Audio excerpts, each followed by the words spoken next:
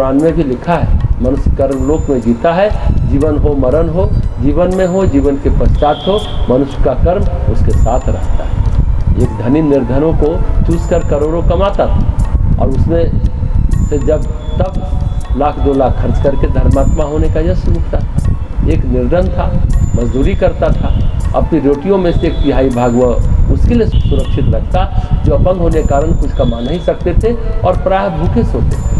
धर्मराज के यहाँ दोनों पहुंचे तो स्वर्ग द्वार मजदूर के लिए खुला और धनी को यह कहकर लौटा दिया गया कि तुमने यश कमाकर अपना पुण्य समाप्त कर दिया।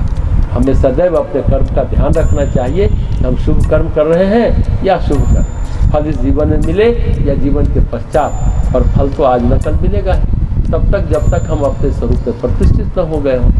तो जो नरक से भयभीत होते हैं वो ज्ञानी नहीं, मूर्ख होते हैं, क्योंकि कोई भी यमदूत, यमलोक, कोई भी देवी देवता प्रेत पिशाच कर्म से ज़्यादा कष्ट नहीं दे सकता। ईश्वर का स्मरण करते हुए शांत भाव से वहाँ रहना चाहिए जहाँ प्रकृति ने रखा है। आप देखेंगे कि स्वतः ही सब नष्ट हो जाएगा। कोई भी काम करें निष्काम भाव से करें। हाय भगवान नहीं करना चाहिए कि क्या हो जाएगा पता नहीं, इस तरह से नहीं विचारना चाहिए, सोचना चाहिए। ईश्वर का अनुग्रह मान करके ही कोई कर्म करे। ईश्वर का न्याय सबके लिए समान होता है, बस हम समझ ही नहीं पाते। सृष्टा के विधान पर अविश्वास करके उसमें त्रुटियां निकालने की अपेक्षा अनुशासन में चलना हितकर है। एक तरबूज की पतली बेल पर भारी भारी फल लग रहे हैं और पास ही खड़े आम वृक्ष पर छोटे छोटे आम। 2 व्यक्ति नीचे खड़े यह देख भगवान की नासमझी का उपहास करने लगे। इतने में आम का एक फल उनके सिर पर गिरा।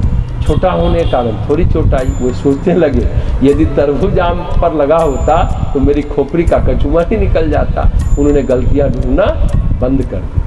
कर्मनिष्ठ होने में ही व्यक्ति की शोभा है। यही कारण है कि मनुष्य को पूर्व जन्म की स्मृति से विधाता ने व्यक्ति को वंचित रखा। एक कहानी है, विधाता एक के बाद एक मनुष्य बनाते चले गए।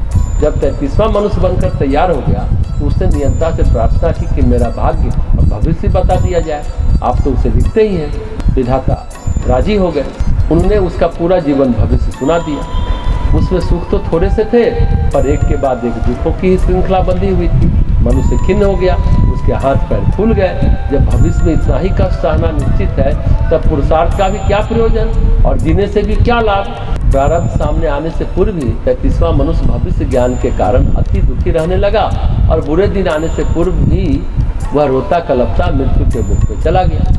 चित्रगुप्त ने यह समाचार ब्रह्मा जी को सुनाया तो उन्होंने भविष्य कथन के दुष्परिणामों को समझा और यह नियम बना दिया कि किसी को भी भविष्य एवं भाग्य की जानकारी न दी जाए, अन्यथा लोग पुरुषार्थ परायण सुखी जीवन से हाथी धो बैठेंगे।